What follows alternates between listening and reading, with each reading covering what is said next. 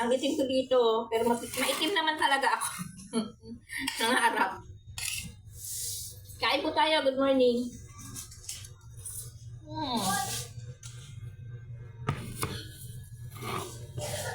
Almusal ko palabok. With kape. Ano lang muna ako ngayon, pahinga muna ako sa pagsasayaw. Kakain muna ako para may lakas. Ay! Kape po tayo. Ito yung energy ko kape. Kain po tayo. Good morning sa ating lahat. Merry Christmas everyone. Kain tayo ng pansit na palabok.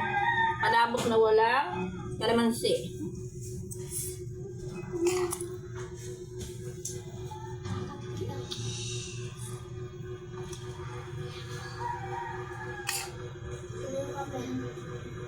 Sa akin palabok, sa mga anak ko pansit at sopa. Akin palabok at saka kape. Guys, mga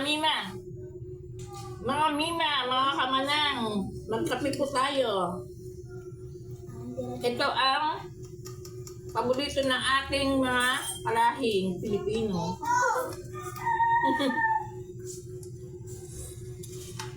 Masarap magkape sa umaga. Pero ako hindi lang umaga nagkakape. Lalo na yung aking anak na isa. Hindi lang umaga nagkakape. Halos oras-oras. Grabe.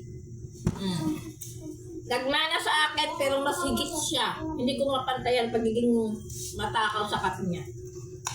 Grabe siya, oh. Kailang kape. Kain po tayo.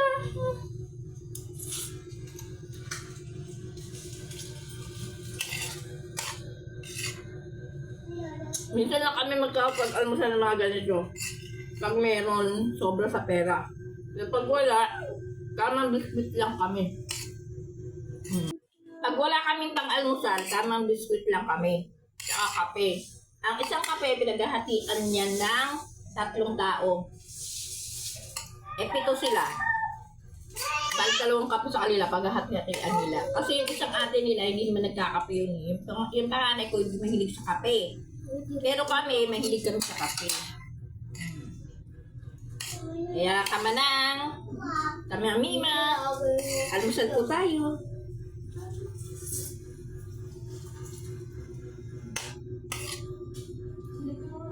Hindi ito kumain, malaki.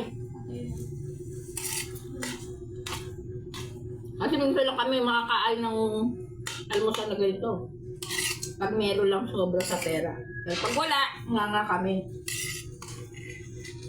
Hindi maasin nga. Tama lang nakapagkape. Ganun. Lalo ngayon, hindi na ako nagtatrabaho, construction. Dati akong construction girl. Yun, naka-stack ako dito sa bahay, bantay sa kanila. Pero masisipag na may mga yan, ako pahiga-higa lang. lang. Yung mga anak ko, ako nag-try ako sa ganito. Para din naman sa kanila. Diba? Gusto ko sakali lang pala rin, hindi may pambili kami ng masarap na ulam. Diba? First time, makakabili kami ng lisito sa kasakali. Ay, Mima! Tama ba yun? Makatigang medyo nakakit ka ng lisito. Sakali makakapag. Alam na, kaya lang kasi mahina pa yung paano ko dito eh. Yung isang account ko kasi mga mima, not recommendable na. Kaya nagbago na naman ako, meron na naman. Itong account na to, bago pa lang to. Pero yung sa una ko, nasa 1,000 na mahigit, sayang nga.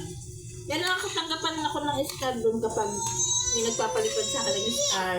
Yun. Kaya lang yung iba hindi ko na kasi nga na not recommendable. Nasayang lang yung mga palipad ng iba. Kaya not recommendable ako. Sayang nga guys.